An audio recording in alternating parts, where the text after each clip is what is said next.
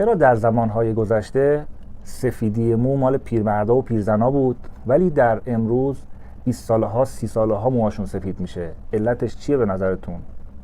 آیا راهکاری برای درمان وجود داره؟ آیا میشه پیشگیری کرد؟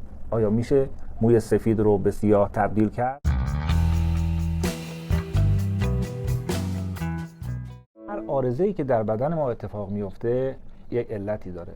سفیدی مو از زاویه طب نوین چند تا علت داره. یکی ژنتیک هست، یکی کمبود برخی از ویتامین ها مثل ویتامین B، ویتامین E. در دیدگاه طب سنتی علت سفیدی مو از غلبه سردی هست که غلبه سردی رو من اینجا بخوام براتون توضیح بدم و اگر علت این موضوع مشخص بشه قطعا درمان خوبی هم خواهیم داشت. شاید شنیده باشین یک سری داستان‌های قدیمی یا جدید که افرادی که در زندانی بودن و به اونها خبر دادن که شما رو قراره به خاطر جنایتی که کردی یا جرمی که انجام دادی مثلا در چند روز آینده اعدام کنیم. ظرف همین چند روز موی اون طرف سفید شده. حتما شنیدین. یکی از علتهای سفیدی مو استرس فراوانه. استرس فراوان موجب سفیدی مو میشه. استرس های مداوم، استرس هایی که در واقع در طول زندگی به صورت ممتد ادامه داره. این علت اول و اصلی سفیدی مو هست. همونطور که گفتم غلبه سردی بر تن و غلبه خشکی میتونه موجب سفیدی موها بشه. کسانی که سردی زیاد مصرف میکنن، غذاهای سردی بخش مثل ماست، لبنیات، گوشت مرغ، برنج سفید، سیب زمینی و غذاهای سردی که روزمره زیاد استفاده میکنن و مصلحات اونو استفاده نمیکنن تا خنثی بشه غلبه سردی، زودتر دچار سفیدی مو میشن. گفتیم علت اصلی سفیدی مو غلبه سردی روی مو هست. سردی و خشکی. بهتره بدونیم که سردی فقط خوراکی نیست.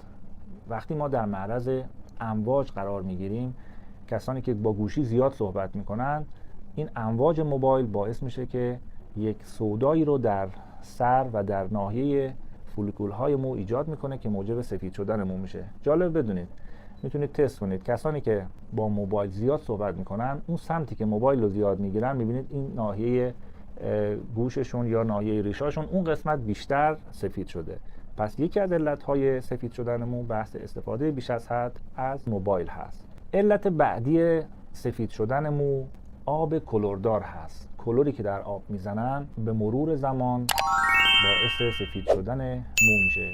کسانی که در استخرها کار میکنن، در آب کلردار زیاد شنا میکنن، اینها هم در معرض سفیدی زودرس مو قرار میگیرن. درمان هایی که خدمت شما میگم همش تست شده و مجرب هست و جالب بدونید که این روش ها خیلی ساده، خانگی، در دسترس شما هست و ارزان. روش اول درمان استفاده از گرمی های موضعی. کسانی که روغن سیاه دونه که یه روغن گرم هست رو به موهاشون در واقع هر شب بمالن و چرب بکنن مو رو. بعد از 40 روز شاهد رنگ شدن موها به صورت طبیعی میشن و میبینن که سفیدی مو آرام آرام برطرف میشه. یه خاطره براتون میگم جالبه. یک بیماری داشتم، یه پیرمردی بود مراجعه کرده بود برای زانو درد. بهش گفتم زانوت روغن سیاه دونه بزن و هر شب چرب کن. بعد از یک چند ماهی اومد، دیدم که ریشاش سیاه شده. گفتم حاجی خوشتیپ کردی، ریشا رو رنگ زدی. بعد با اون لهجه شیرین آذریش گفت که این بلایی بود که تو سر ما آوردی. گفتم چطور؟ گفتش که من روغن رو که میزدم به دستم زانوهامو چرب میکردم برای که روغن اسراف نشه، برای که هدر نره، اینو بعدش دستام اونجوری میزدم به ریشام. بعد از یک مدتی دیدم که ریشام داره سیاه میشه. این رو گفتم که بدونید یکی از علتهای جالب همین گرمی موضعی روغن سیاه دونه هست که انتقال پیدا میکنه به مو و فولیکول مو و اثر میذاره روی رنگدانه های مو و موجب سیاه شدن مو میشه. راهکار دوم برای درمان سفیدی مو، گفتم راهکارهایی که خدمت شما میگم مجرب هست و من سعی میکنم که از تجربیاتم و خاطراتی که در طی این مدت با بیمارانم داشتم برای شما صحبت بکنم.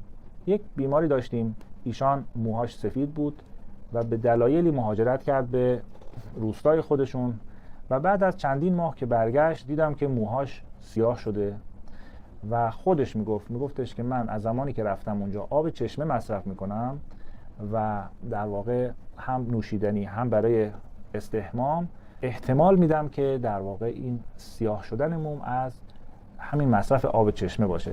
بعد که من تحقیق کردم دیدم بله، یکی از علتهای سفیدی موم در واقع کلوری هست که به آب میزنن. بنابراین راه بعدی، درمان بعدی، راهکار بعدی استفاده از آب چشمه هست، هم برای خوردن. برای استحمام معمولا خب مشکل هست آب چشمه. یه راهکار خدمت شما میدم. در انتهای حمام که شما دوش گرفتید و میخواین از حمام خارج بشید، یک ظرف آب در واقع چشمه میتونید یک کاسه رو روی سرتون بریزید که اون اثر اون در واقع آب کلوردار رو خنثی بکنه و با آب چشمه در واقع آبکشی نهایی رو انجام بدید. کسانی که از موبایل زیاد استفاده میکنن و در معرض امواج و اشعه موبایل هستند، یک راهکار علمی برای کاهش عوارض اشعه موبایل هست خدمتتون میگم. اون رو در واقع استفاده بکنید و کسی که این رو کشف کرد در یکی از جشنواره‌های علمی بهش جایزه دادن. انگشتر فیروزه. استفاده از سنگ فیروزه باعث دفع امواج مضر موبایل میشه. خصوصا اگر میخواین موبایل دست بگیرین، همون دستی بگیرین که این انگشتر فیروزه در دست دارین. راهکار بعدی برای درمان سفیدی مو استفاده از برخی از ویتامین ها هست. به تجربه به این موضوع رسیدیم که کسانی که به مدت 2 ماه از دم کرده سبوس برنج استفاده بکنن، یعنی یک مشت یا 2 قاشق سبوس برنج رو هر روز بریزن داخل در واقع یک آب جوش، یه ربع دم بکشه و این رو دم کردهش رو صاف کنن و استفاده بکنن. اگه با کمی عسل باشه چه بهتر. اینها بعد از 2 ماه شاهد این خواهم بود که موی سفیدشون سیاه میشه و این هم مجرب هست، تست شده هست، راحت میتونید استفاده کنید. ضمن اینکه روش هایی که میگیم نه تنها عوارضی نداره بلکه چندین و چند خاصیت دیگه هم داره. اگه کسانی سختشونه از این روش استفاده کنن، دم کنن، روزی 2 قاشق سبوس برنج رو میتونن داخل غذاهاشون بریزن. غذاهای آبکی مثل خورشت، آبگوشت، آش بریزن و بعد یک قلی بخوره داخل اون، در واقع جوشی بخوره و بعد سبوسش رو بردارن و اون ویتامینش داخل آب وارد شده. با این روش ها به راحتی میتونین موی سفید خودتون رو به سیاه تبدیل کنین. تجربه ما تا سن 68 سالگی من بیمار داشتم که موهای سفیدش به سیاه تبدیل شده. یک نکته جالب بگم، ببینید چرا هندی ها موهای مشکی دارن و چرا موی سفید ندارن و خیلی دیر هنگام موشون سفید میشه. میدونین علت چیه؟ به خاطر اینکه هند ادویه زیاد استفاده میکنن، گرمی زیاد میخورن، غذاهای پرفلفل بسیار مصرف میکنن و نمیذاره که سردی بهشون غالب بشه. ضمن که خب آب و هوای منطقه هم گرمه، حالا بحث ژنتیک هم البته بی تأثیر نیست، ولی کسانی که در رژیم غذایی خودشون به سمت غذاهای گرم میرن و غذاهای گرمی بخش بیشتر استفاده میکنن، اینها موهاشون از حالت سفیدی به حالت سیاه بودن تبدیل میشه. ما توصیه میکنیم که برای این کار گرمی زیاد استفاده نکنید که به کبد آسیب برسه، ولی کسایی هستن که در واقع حلیله سیاه مثلا استفاده میکنن یا رژیم غذایی پر ادویه یا یه مدتی لبنیات و سبزیجات و اینها کمتر میخورن و غذاشون رو با مصلحات غذایی که میخورن موهاشون مشکی میشه. اگر این مطالب براتون جالب بود کانال ما رو سابسکرایب کنید. تجربیات زیادی دارم که در اختیار شما قرار خواهم داد.